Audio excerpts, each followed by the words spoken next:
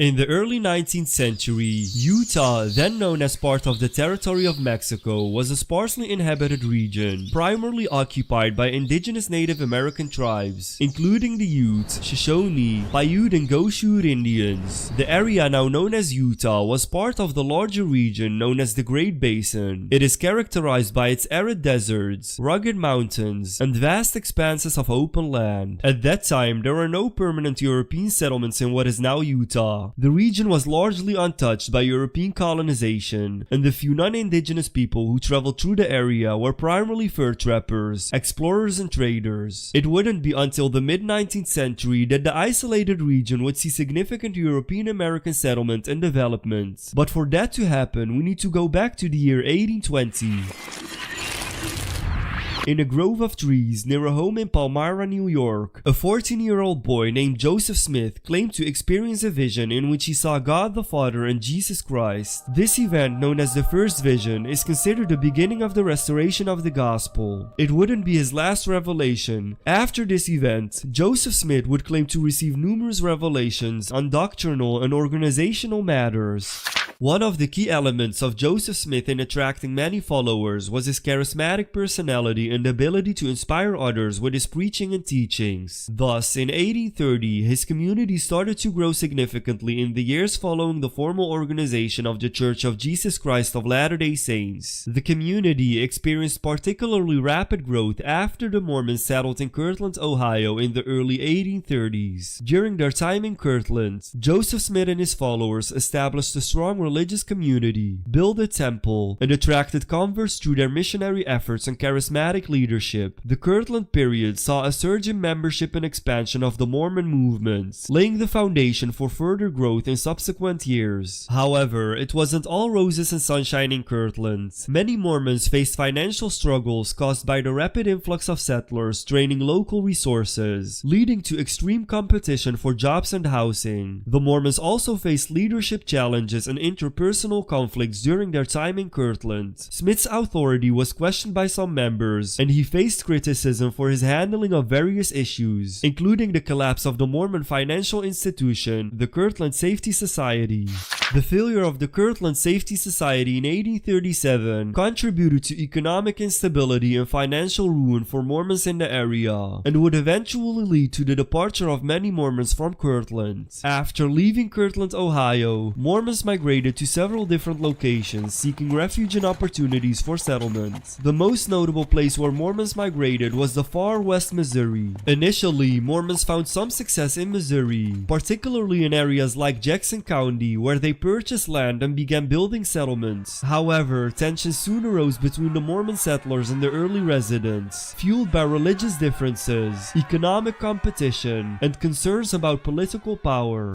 In 1833, hostilities escalated, leading to violent conflicts, such as the mob attack on the Mormon settlement in Independence and the subsequent expulsion of Mormons from Jackson County. In response to the escalating violence and persecution, Mormon leader Joseph Smith received a revelation directing the establishment of a new settlement in Caldwell County, which became known as Far West. Despite efforts to establish a refuge in Caldwell County, tensions between Mormons and non-Mormons continued to simmer, eventually erupting into open conflict during the Missouri Mormon War of 1838. The conflict culminated in the issuance of an executive order by Missouri Governor Lilburn Buggs, known as the Extermination Order, which called for the expulsion or extermination of Mormons from the state. As a result of the persecution and violence, thousands of Mormons were forcibly expelled from Missouri, with many fleeing to neighboring states or seeking refuge in Illinois. The experience in Missouri left a lasting impact on the Mormon community, shaping their attitudes towards religious freedom and the quest for a place where they could practice their beliefs without fear of persecution.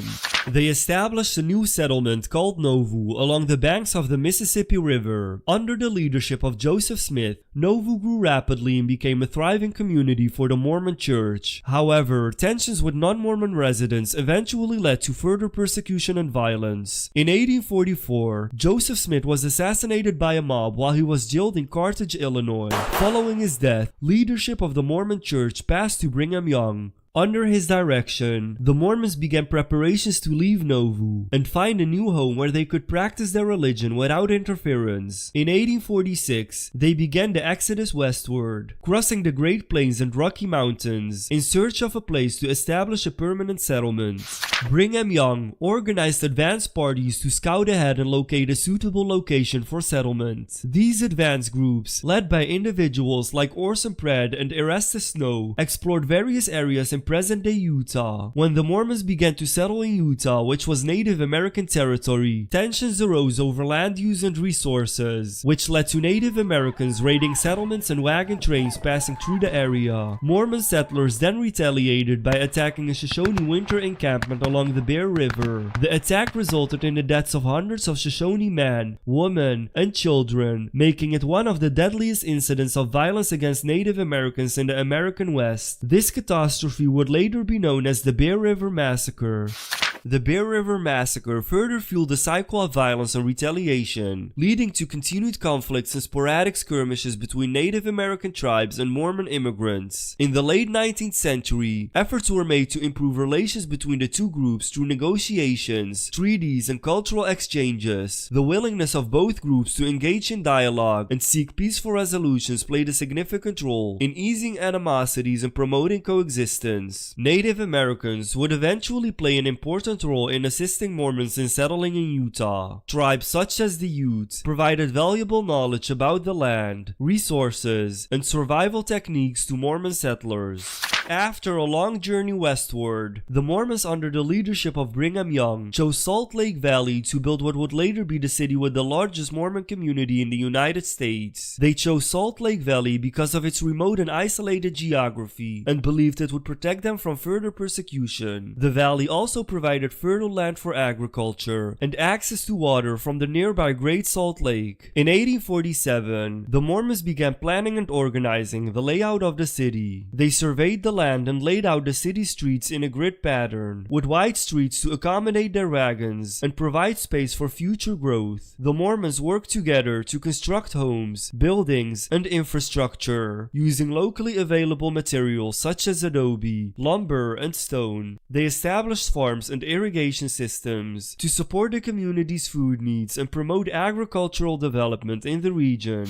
The construction of Salt Lake City was a collective effort, with each member of the community contributing according to their abilities. The city grew rapidly as more Mormons migrated to the area, and as the community expanded its influence throughout the Utah territory. Today, Salt Lake City stands as a testament to the perseverance and ingenuity of the Mormon pioneers who founded it.